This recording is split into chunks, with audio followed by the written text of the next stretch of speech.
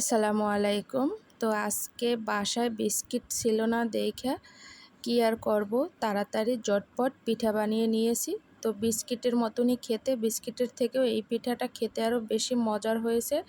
কারণ যেকোনো জিনিসই বাসায় তৈরি করলে সেটা খেতে কিন্তু সত্যিই অসম্ভব মজার হয়।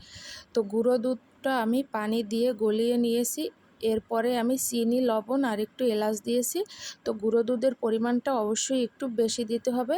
আর দুধটা যখন ফুটে উঠবে তখন আমি 2 চামচ এর ভিতরে ময়দা দিয়ে দিছি। ময়দাটা এরকম নাড়াচাড়া করলেই খুব সুন্দর একটা ডোতে পরিণত হয়ে যাবে। পানিটা যখন ময়দার সাথে খুব সুন্দরভাবে মিশে যাবে তখন আমি এই হাঁড়িটা তুলে তারপরে এই খামিরটা আমি একটা প্লেটে ঢেলে নিচ্ছি।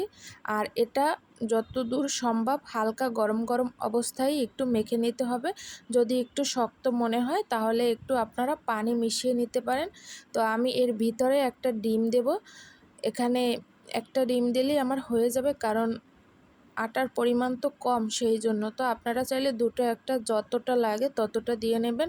আর যদি মনে করেন হাতে লেগে যাচ্ছে তাহলে একটু শেষে তেল দিয়েও মেজে নিতে পারেন। তো আমি কিন্তু খুব সুন্দর করে এই আটাটা মথে নিছি। দেখতেই পাচ্ছেন যে আমার কিন্তু চারিপাশ থেকে তেমন ফাটে নাই, আর ফাটলেও সমস্যা নাই, ওটা ভাজলে ঠিক হয়ে যাবে।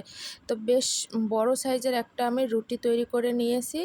আর রুটিটা এখন আমি এরকম কেটে কেটে পিঠের শেপে তৈরি করে নিয়েছি। এটা গ্লাস দিয়েও আপনারা কাটতে পারেন বা যে কোনো কুকি কাটার দিয়েও কাটতে পারেন।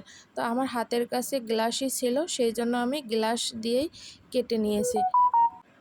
এই পিঠাটা কাটতে আমার বেশ ভালোই লাগে। আর এই পিঠাটা খেতেও আমার বাচ্চারা বেশ পছন্দ করে। বড় থেকে ছোট সবাই কম বেশি খায়। আর চিনির পরিমাণটা আপনারা কম বেশি দিতে পারেন। তো কথা বলতে বলতে আমার কিন্তু সব পিঠেগুলোই বানানো হয়ে গেছে। আর আমার কিন্তু একটা রুটি আর কি হয়েছিল বড়। তো মোটামুটি তেল গরম হয়ে গেলে তারপরে আমি এই পিঠাগুলো ছেড়ে দিচ্ছি।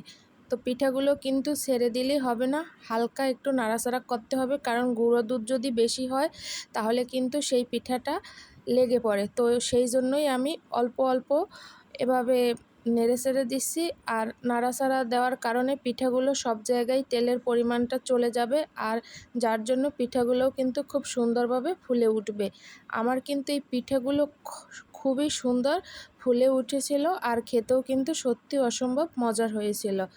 তো পিঠে কিন্তু আপনারা চাইলে যখন তখনই বানানো যায়। এই পিঠা বানানো একদম সহজ। এটা কিন্তু চাইলে আপনারা পানির শিরায় ভিজিয়ে তারপরেও খেতে পারেন পাকন পিঠা হিসাবে, যেটা আসলে আমাদের বরিশালের মানুষরা খেতে বেশ পছন্দ করে। তো আজকে আর পাকন পিঠা বানালাম না আর কি, চিনির শিরায় ভিজালাম না, শুধু শুকনো তৈরি করেছি। তো সেই জন্যই আমি আটাটা সেদ্ধ করার সময় পানির সাথে আর কি চিনি দিয়েছিলাম। চিনি দিলে হয় কি, পরবর্তীতে আর চিনির শিরার ঝামেলা থাকে না।